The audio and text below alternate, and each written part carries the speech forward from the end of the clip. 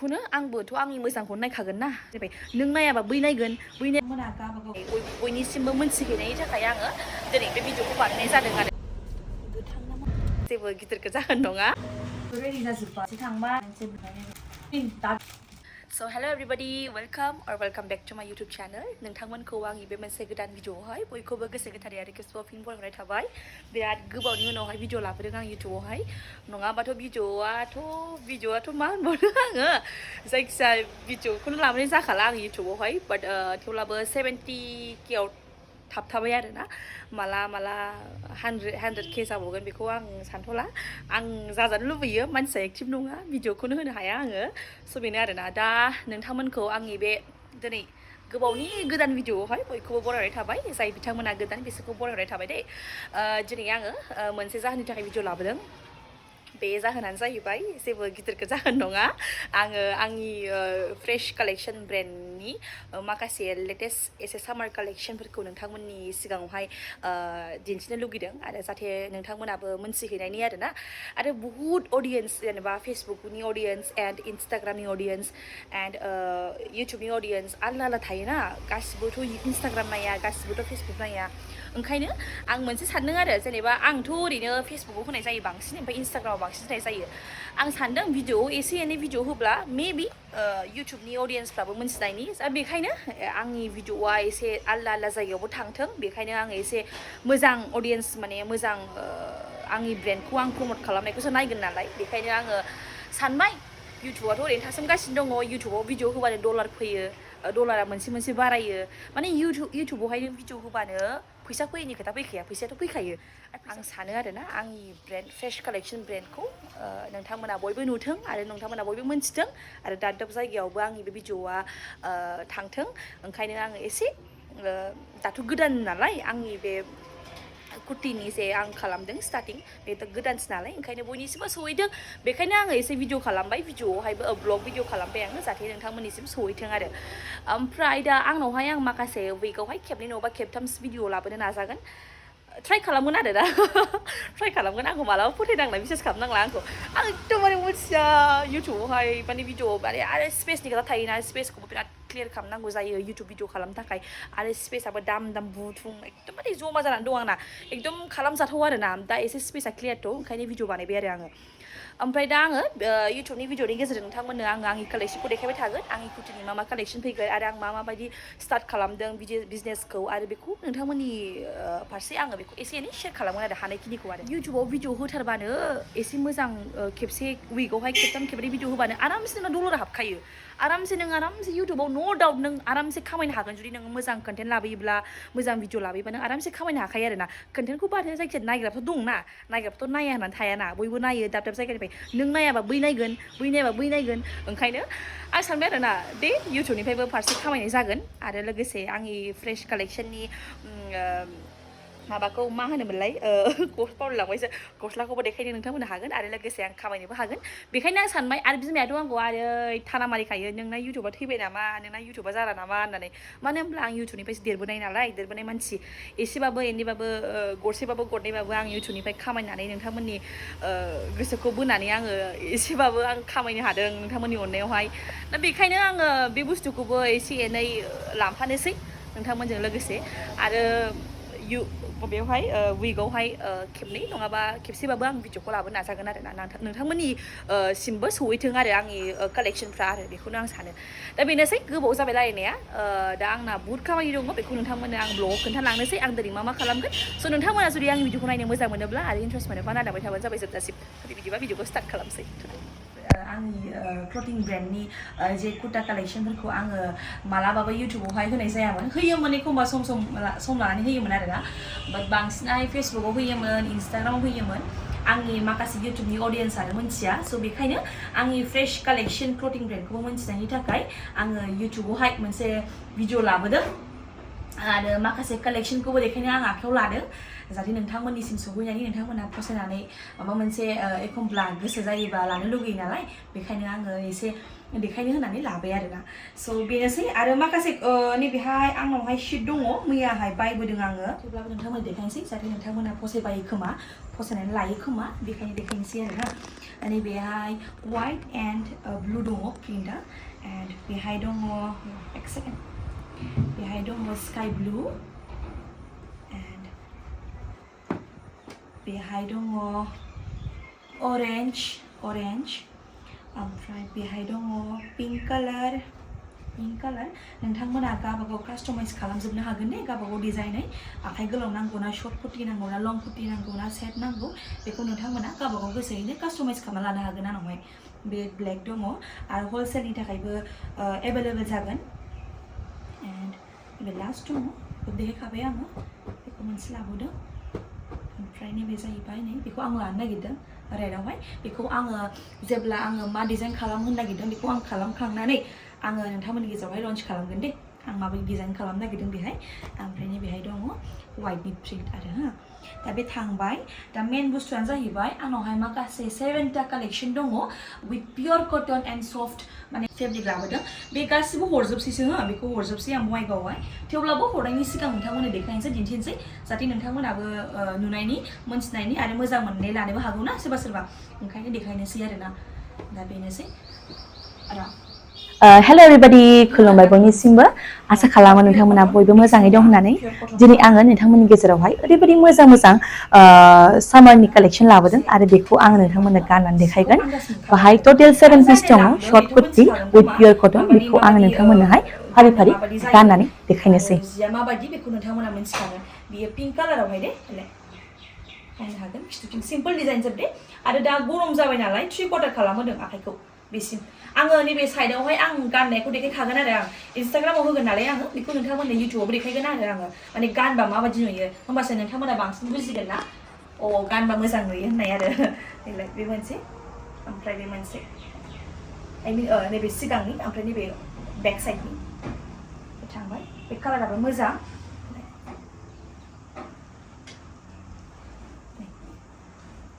बबे प्रिन्टनि नायलाय फल्का डट बेबायदि सिगांथिं आरो उनथिं बेबायदि हा ओमफ्राय बेबो सेम कालार नैबे आंनि फ्रेश कालेक्शननि लेबेल थाखागोन दे लाय फ्रेश कालेक्शननि लेबेल थाखागोन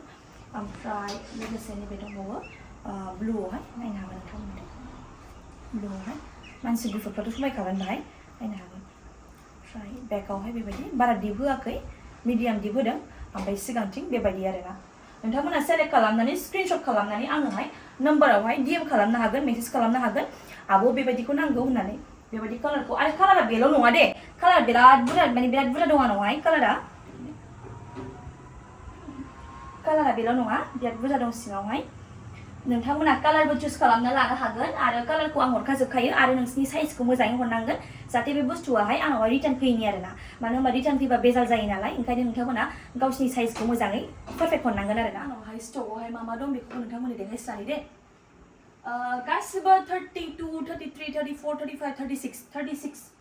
37 38 सिम जाय गानो 32 to 38 बे साइजआ एभेलेबल जाजोबगोन दे गासिबो माखासे गोदान फैनाय फेब्रिकखौ आङो साइडआव होना होखादों कालारफोरखौ नोंथांमोना जुदि मोजां मोनदोंब्ला आंनोहाय स्क्रिनशट खालामना हरनो हागोन दे अबे कालारखौ मोजां मोनदों गासिबो कालारखौ आङो साइडआवनो होना होखादों स्क्रिनावहाय नायनो हागोन नोंथांमोना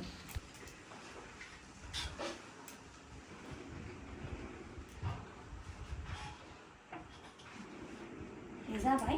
आं नोंथांमोननो देखायलाङो दे नोंथांमोना जुदि बेहाय कालार मोजां मोनदोंब्ला खिन्थु बे कालारा जेबो स्टकआव गैला बे जोबजोब्बाय आरो नैबे जे स्टकआव दङ बेखौ नोंथांमोना मोनसिगोन 32 निफ्राय 38 नि साइजनिफ्राय बाहाय एभेलेबल जाजोबगोन आरोना ओमफ्राय नैबे जाहैबाय पिंक कालारावहाय बे क्रस जागोन रिगला जागोन उनथिं फांथेनाय जागोन बेबो सिम्पल डिजाइनावहाय नालाय बेबो गासिबो नो मिक्स पुरा पियर कटन जोब दे गानबानो नोंथांमोना आन्दाज मोनगोन बेयो वाइटआवहाय ओमफ्राय नैबे जाहैबाय वाइटआवहाय बेबो मिडियाम साइज एल साइज बे हामजोबगोन गासिबो बे जाहैबाय बेबायदि आरो बेखौबो नोंथांमोना मोनगोन एन्ड बेबो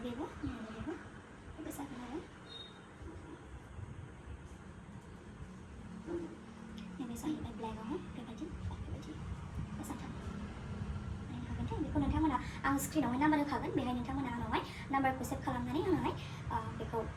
सोंहरनो हागोन दे जाय बिथांमोना मोजां मोनदों बे सोंहरनो हागोन ओमफ्राय कास्टमाइजबो खालामनो हागोन आरो डिजाइनफोरखौबो नायनो हागोन डिजाइन सेम्पल हरखायो आरो कालारफोरनि सेम्पलबो हरखायो आरो कालारनि सेम्पलबो हरो आरो डिजाइननि सेम्पलबो हरो आरो नैबे पार्पल कालारावहाय बेलाय थान्दा कालारथा बेखौ नोंथांमोनाबो मोननो हागोन दे एन्ड लास्टलि नैबे बेबी पिंकआवहाय दे बेनोसै दा बेनोसै नोंथांमोना गावबाव गोसोबायदि कास्टमाइज खालामनो हागोन आरो कालारफोरखौथ' बासिनो अपसन मोनखागोन आरो लोगोसे डिजाइनफोरखौबो आं हरखाजोबखायो दा बेनो आरोना नोंथांमोना प्राइसखौ मोनथिनो लुगैदोंबा एन्ड मर डिटेल्स मोनथिनो लुगैदोंब्ला आंनि कन्टेक्ट नाम्बारावहाय आंखौ कन्टेक्ट खालामबानो जाबाय दे बेनोसै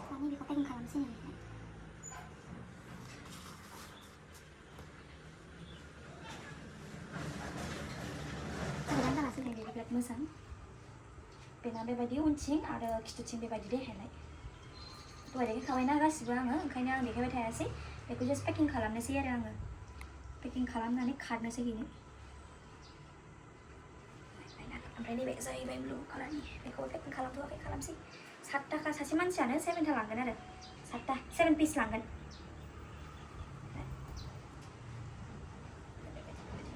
समायोना बेयो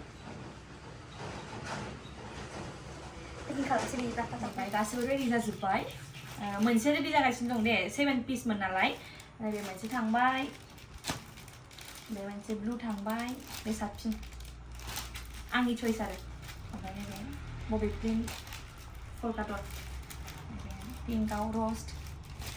नैबे मिन ग्रीन डार्क मिन ग्रीन थांगोन बे कालारा आरो बे जाबाय ओमफ्राय मोनसे नैबे फेब्रिकआ आलदा दे बेबो बे माने प्रिमियाम क्वालिटि गासिबो बाट नैबे बांसिन एक्सपेन्सिभ आरो एसे दाम गोसानि बियो ओमफ्राय गासिबो समानजोब नैबे बिनि क्वालिटिया एसे आलदाखा खिन्थु दांनायाव मिन्थिगोन बेबो गासिबो खिन्थु गासिबो पियर कटन जोबखा बाट फिर बे नैबे एसे आलदा आरो नैबे बाट थेवब्लाबो बियो सिस्टारा एसे बुरजा लाबाय नालाय आङो सेम रेटआवनो हरबाय सेम प्राइसआवनो हरजोब्बाय आरो आङो दा बेनोसै दा बेखौ आंनि नैबे करियर बेग फ्रेश कालेक्शन क्लथिं ब्रेन्ड आंनि फन नाम्बार दंजोबखायो गासिबो नोंथांमोना नायनो हाजोबखागोन नालाय बेहाय आरो हरसै आरो बाहाय गासिबो ओमफ्राय मोनसे मोनबावनांगौ दङ बे मोनसेया रेडि जागासिनो दङ बे ग्रीन कालार बेखौ नोंथांमोननो आङो दाहाय दिन्थिगोन दे नेक्स्ट आलदा जासिगोन बियो आरो बेखौ जास्ट पेकिं खालामसै मोनसेया रेडि जागासिनो दं नालाय मोनफैथ'वाखै ओमफ्राय दा बे जेसेबां मोनदों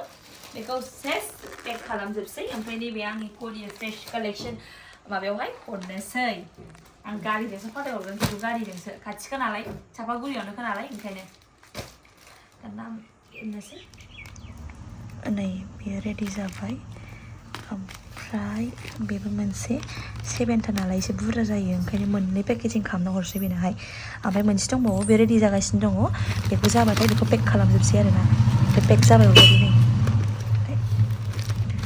मोजां नुखाबाय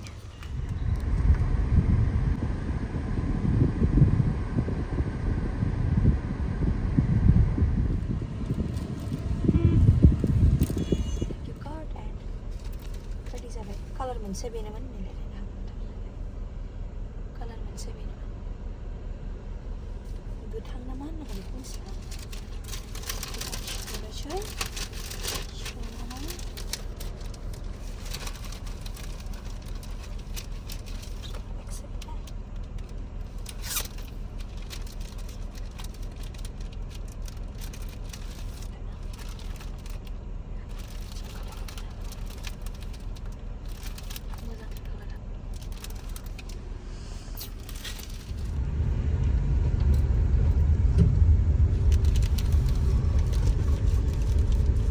चापागुरियाव हरनोसै बेखौ मोनसे ओमफ्राय नैबेखौ मोनसे टटेल 7 पिस दं दे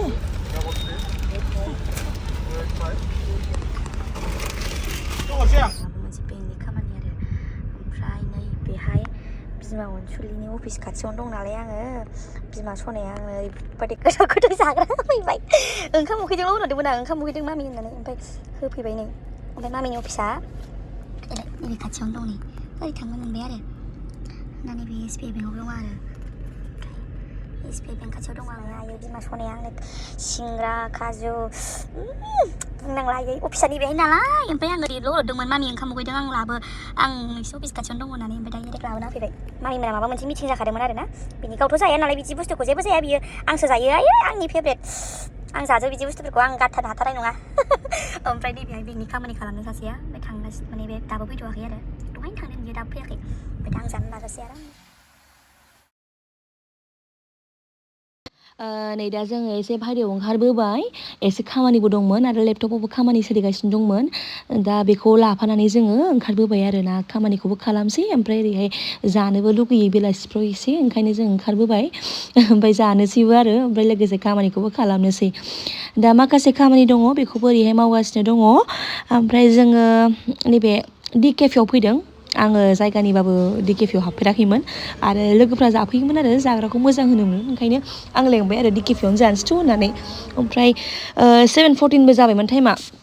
मोनाबायानोमोन दा ओरैहाय खामानि सोलिगासिनो दङ ओमफ्राय जों जाग्रायावहाय बिहरदों मम' फ्रेन्स फ्राइस ओमफ्राय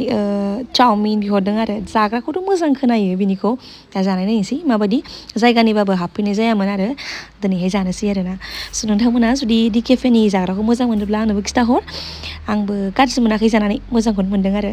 स' बेनोसै दिनैनि ब्लगा नेक्स्ट भिडिअआवहाय लोगो मोनफिनसै नोंथांमोनखौ दे बाय बाय